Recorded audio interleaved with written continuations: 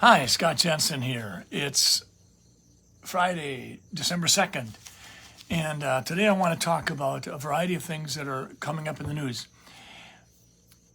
First off, over the last 10 days, there have been a couple of questions that have come up that a lot of my patients and parents have been reaching out asking me about. The first one was Dr. Fauci was asked, I think 7 to 10 days ago, or approximately there, whether or not he thought that it might be necessary to close down schools again, potentially in the coming month or two, because of the convergence of the RSV outbreak as well as influenza and also some COVID.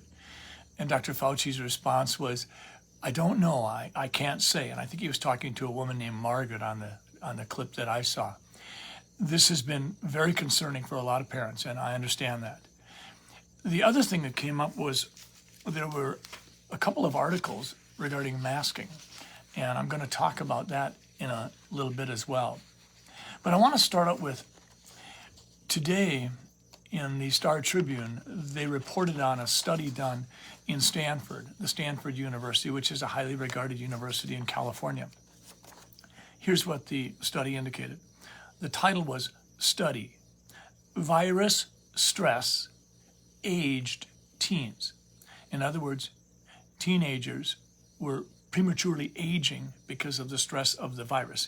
And it goes on to say this. A Stanford University study published in the last couple days found that stress from the COVID-19 pandemic prematurely aged adolescents' brains, making them more like those of peers about 3 years older. And you might wonder, well, how did they do that? It was this way, quote, by comparing MRI scans from children taken before the pandemic with scans from other kids taken during the pandemic, the study found that changes in brain structure that occur naturally with age sped up in adolescents as they experienced the COVID-19 lockdowns.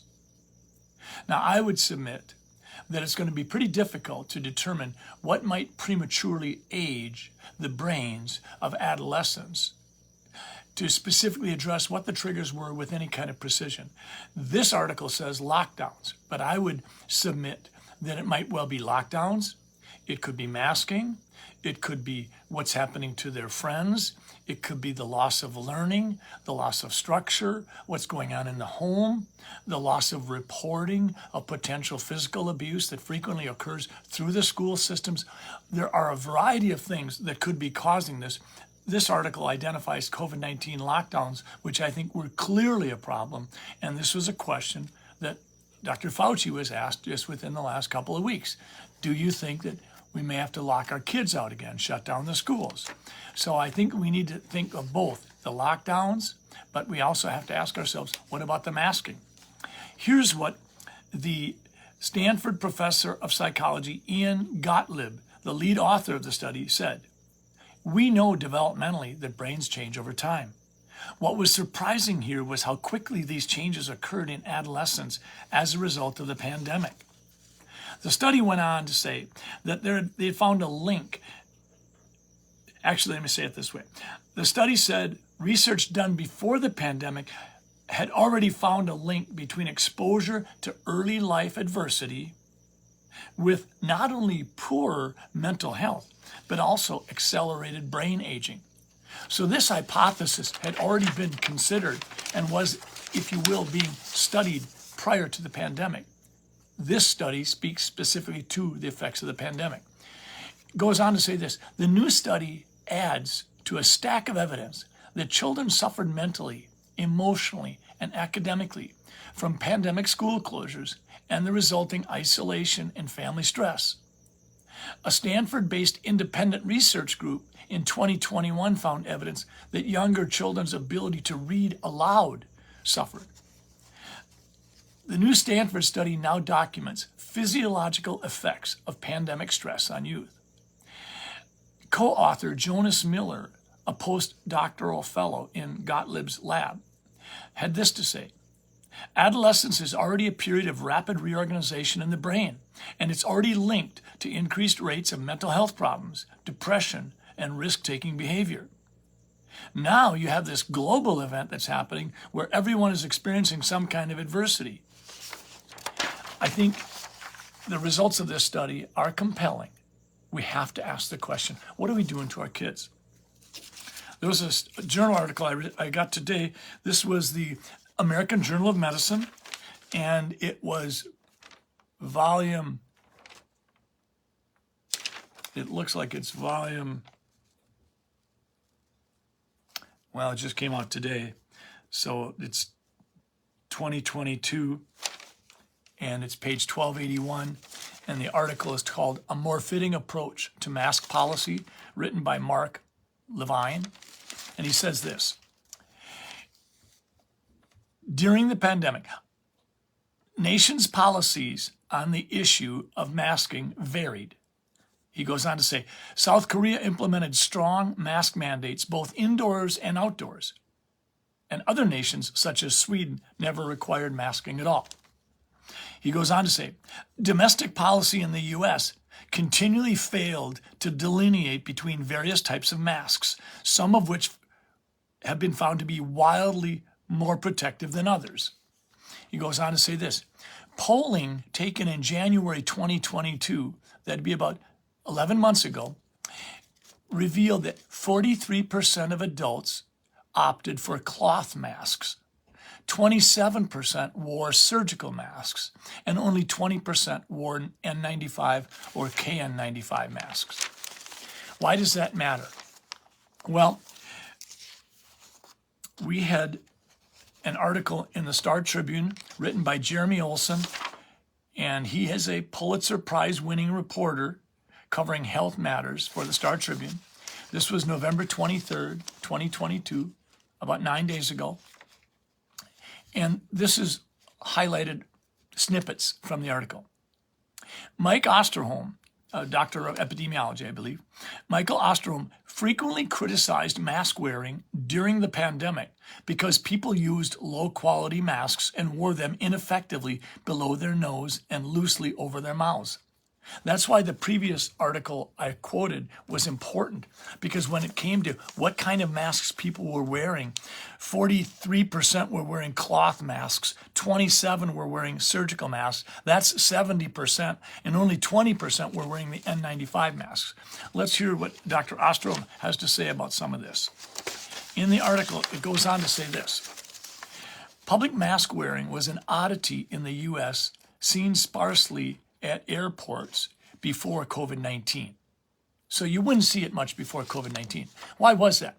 Well, there was a plethora of data from 2002 when SARS coronavirus 1 emerged, and the studies from 2002 to 2019 indicated that wearing these cotton or surgical masks wasn't going to provide the kind of protection people would hope for.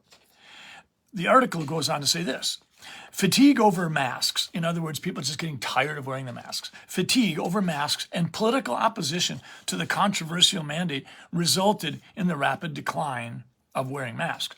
But people should take advantage of the protection now that there is added proof they protect against flu and other viruses, said Dr. Mark Sanis, an infectious disease expert with Bloomington-based Health Partners.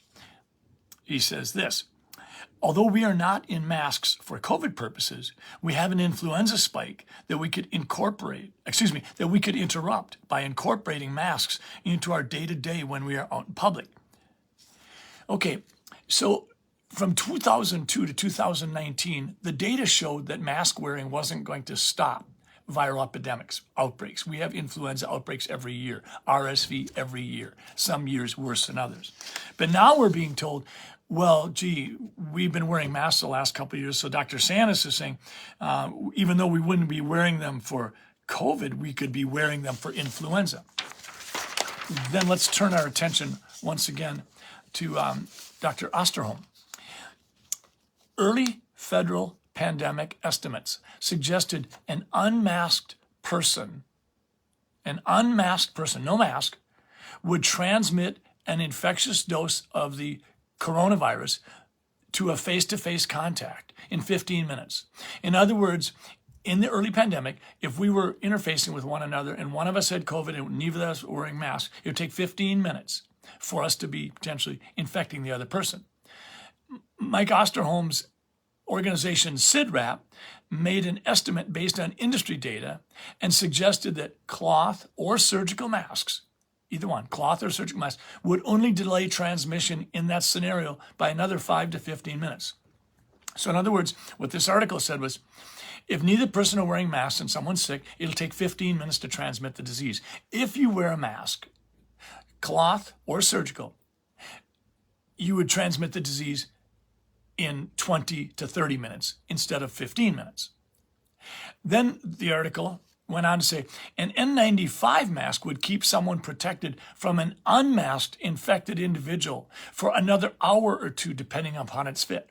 So if someone's infected not wearing a mask and you're wearing an N95 mask, then it might take an hour or two of exposure to that person in order for you to be, if you will, infected. Why does this matter? Because I think it's pretty obvious that when we tell people that if you're going to wear a mask, you're not going to get COVID, we're not telling the truth.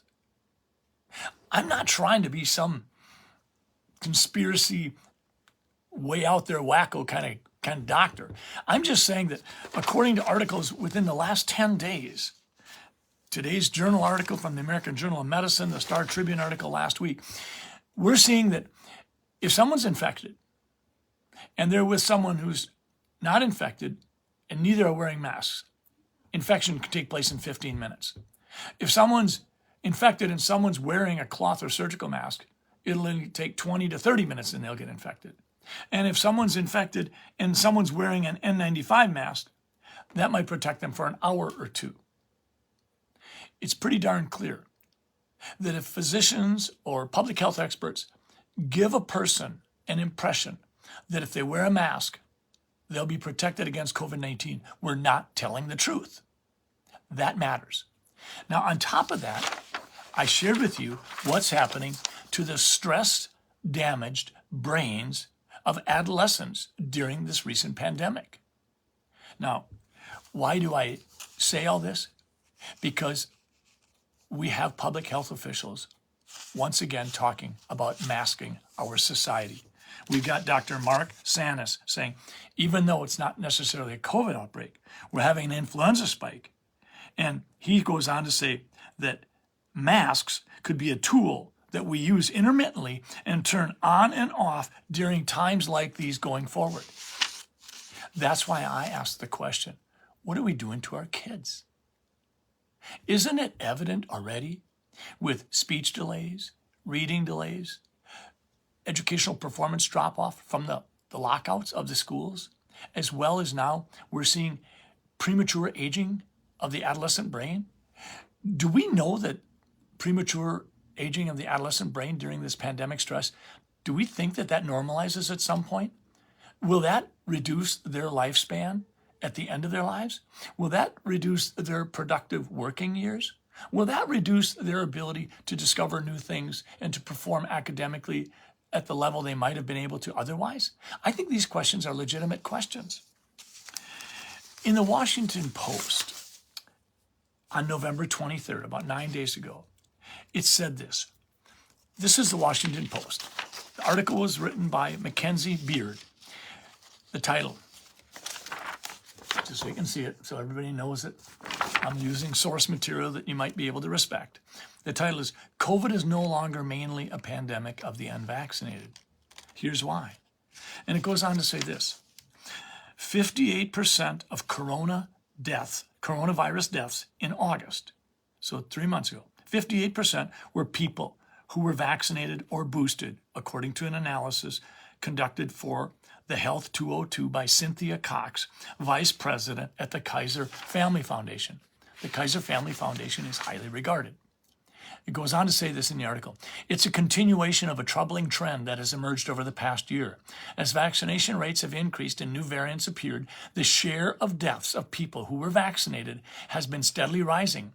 In September 2021, about 15 months ago, vaccinated people made up just 23% of the coronavirus fatalities.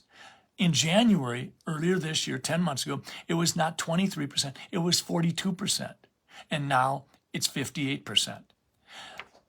Cynthia Cox, vice president of the Kaiser Family Foundation, now says this: we can no longer say this is a pandemic of the unvaccinated. Actually, we could go the other way. Last week, the Minnesota Department of Health data indicated that I think it was 72% of the COVID cases were in the vaccinated or vaccinated and boosted.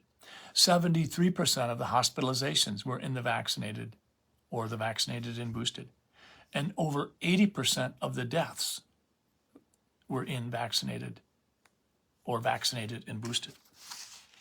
So I think at this point in time, you can ask the question, are we seeing at this point devastation to those people who were vaccinated and or boosted? If that's the case, if we see this right now, then why do we have Dr. Jha, the White House COVID response coordinator, say this within the last 2 weeks?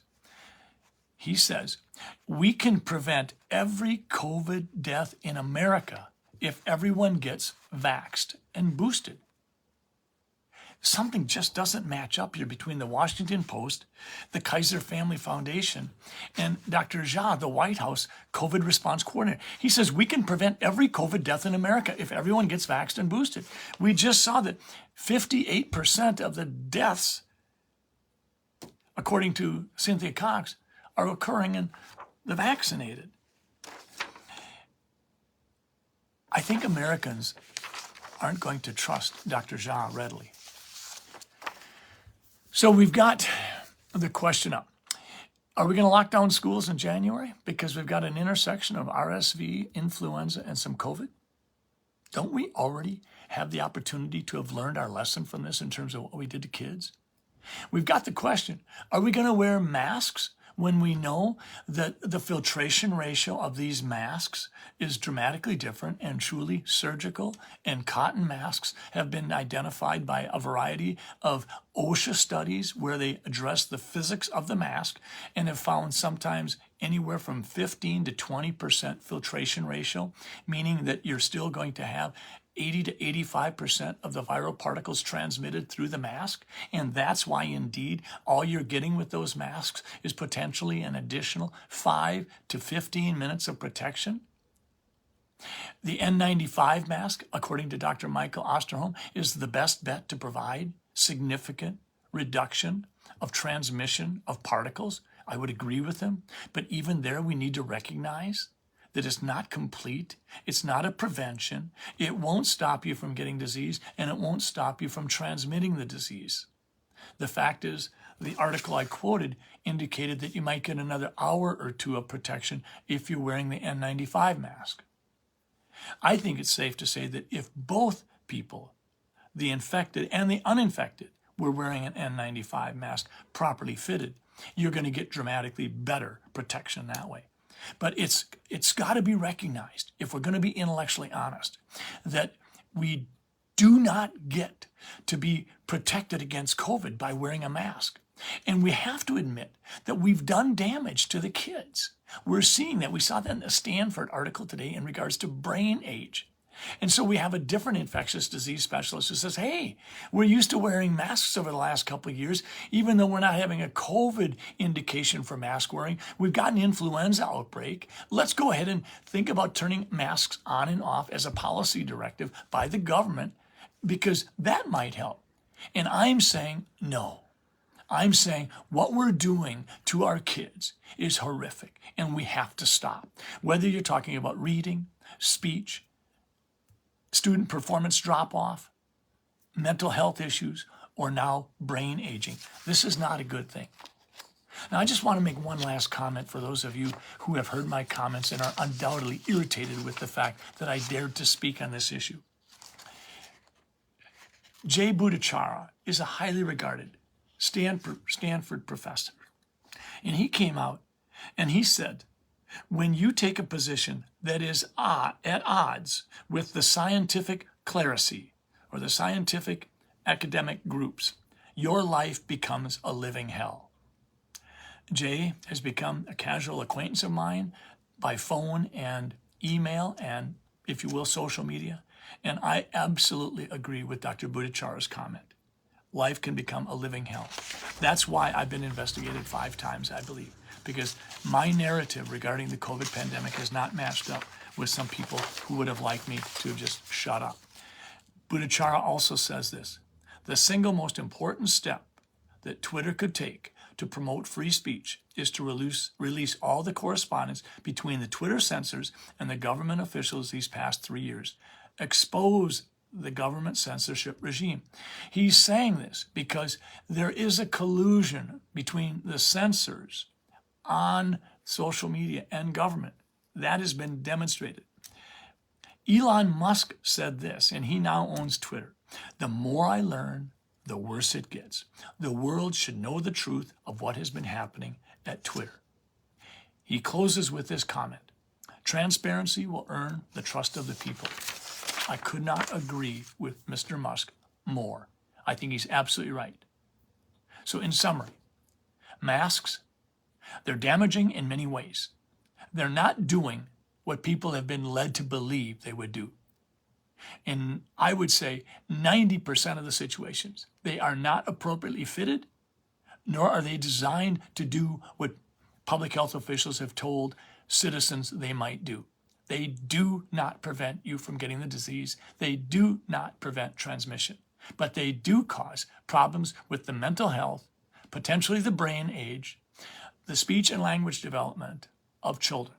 This is what we've done to them. And when it comes to shutting down schools in January and February, I hope the next time Dr. Fauci is asked that question, he would answer more like this: for heaven's sakes, we have seen the damage we have done over the last 2.5 years. We need to do everything we can to not shut down our schools again. We need to do the good old-fashioned things of, if you're sick, don't go to school. If you're coughing and sneezing and spreading virus or bacteria, you should be at home getting well. But we should do everything we can to not lock out students again. The fact that I'm doing this Facebook Live, to me, is astonishing. And I'm doing it because of comments made over the last couple of weeks regarding the possibility of locking down our schools again and potentially having public policy people tell us that we have to wear masks again. Thanks for listening. What are we doing to our kids?